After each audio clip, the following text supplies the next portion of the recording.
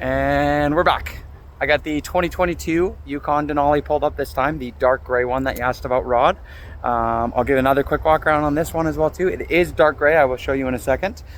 Just as beautiful as ever, but it is in green. So you guys will obviously be able to decide between the two of them and which ones you guys like. And when I hop in as well too, I'll take a look and see if there's anything that it's lacking that maybe the other one has. Again, on that whole, Denali can be fully loaded, not as loaded kind of thing. So flip over the camera. And the camera off there. So again, very beautiful vehicle, Denali, that nice chrome front end, still the updated look as well too. Did another walk around on this vehicle.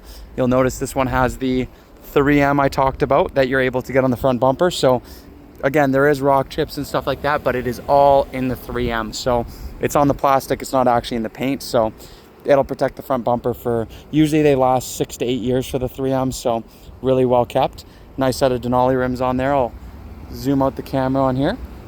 So through my walk around on the vehicle, there's a few scuffs and marks. You can kind of see right through here, a little bit there. It's not detailed, so I apologize. But again, it is a darker vehicle, so it's going to show a little bit more. But nothing that I found on this vehicle that isn't very buffable. Even this stuff is just scuffs. For example, like right here, it's not actually, they're not marks. They would come out with, I think, honestly, a light pass through. So I'm not too worried about that stuff for you guys.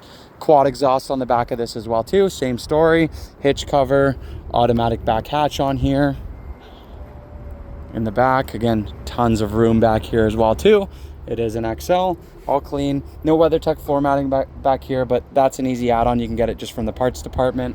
Same fold downs here with the 120 volt plug. This of course is automatic as well too. Some light scuffing there, but nothing crazy. Plastic's in good shape as well too. Close that up. Walk around on this side. Nothing of note other than this. I'm not sure if you can see it with the light, but again, they're light scuffs. These two scratches right here are a little bit deeper, but not past the clear coat either. So again, it's very low kilometers. Pull this open.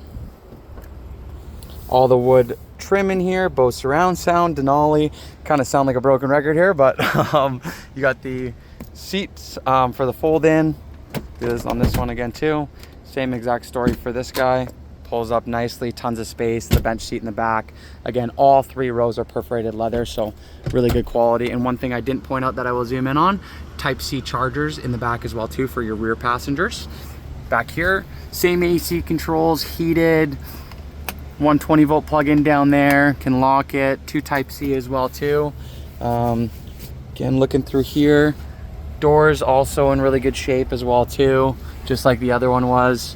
Looks like there's a little bit of scuffing right here, but nothing crazy. And again, just trying to point out every kind of fine detail for you guys before you would come in. This one you'll notice has the electric running boards, whereas the other one did not. Again, something that you can install after the fact as well too, or if maybe you don't care for it, then it's fine. Seat settings, automatic windows, your fold in as well as your blind spot indicators.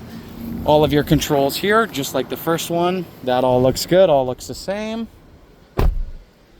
Same infotainment center. Yes, it looks like almost identical builds, other than the power running boards looks to be the only difference. Now, I know you were looking to see if there was a scuff on this guy. I don't see anything as far as any scuffs go. This folds in here as well too. This is just a little juice stain, I think, that needs to be cleaned up. Again, it is a very fresh trade-in. Typically, we don't show them yet until they are detailed, so I do apologize for that.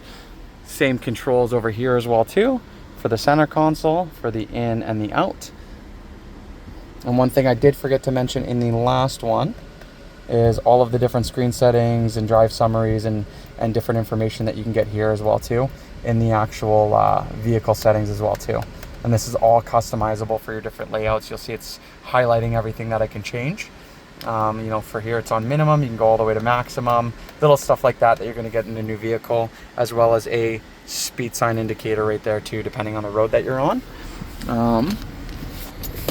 Yeah, it doesn't, again, they both look like they're in good shape. They're both low kilometers, so again, typically you see that wear and tear on a little bit older and higher kilometer vehicles, but they're both in great shape. There's nothing huge of note. There's not like a big scuff on the side of the vehicle or a dent or the seats torn or anything like that. They're both in really good shape.